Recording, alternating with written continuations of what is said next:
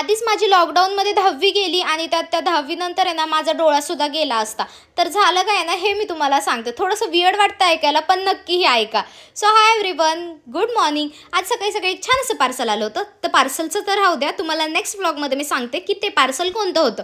तर आपण सुरुवात करूया आपल्या व्लॉगला. तर झालं काय होतं, माझी लॉकडाऊनमध्ये 10वी गेली आणि त्याच्यानंतर आहे ना मी मधल्या काळांमध्ये टेनिस वगैरे खेळत होते. जोवर ॲडमिशन होत नाही तोवर संध्याकाळचं.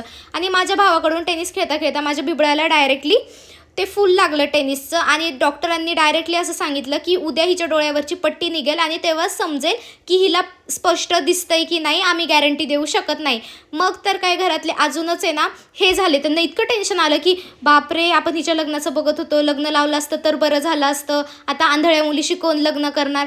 मी इतकी शॉक झाले होते त्यांचं बोलणं ऐकून. मी म्हटले यार, मला माझ्या डोळ्याचं पडलंय आणि ह्यांना माझ्या लग्नाचं पडलंय, जर नाहीच लग्न झालं तर काय होणार आहे एवढं. पण आहे ना हे सगळ्यांच्याच घरात असतं. सगळ्यांच्या घरच्यांना ना एकच टेन्शन असतं, मुलगी लंगडी झाली किंवा अपंग झाली किंवा आंधळी झाली, हिच्याशी लग्न कोण करणार, हिला कोण एक्सेप्ट करणार. पण असं नाही विचार करणार की नाही, ती जिद्दीने उभा राहील किंवा ती स्वतःचं काहीतरी करेल आणि स्वतःच्या पायावर उभा राहील, असं कधीच कुणाच्याच घरातल्यांना वाटत नाही. त्यानंतर आहे ना माझं ॲडमिशन वगैरे झालं आणि त्याच्यानंतर आहे ना ह्यांना समजलं होतं की मी कुठे ॲडमिशन घेतलं आणि त्यानंतर काय झालं ना हे मी तुम्हाला उद्याच्या ब्लॉगमध्ये सांगते. सो त्यासाठी मला आत्ताच फॉलो करून ठेवा. बाय.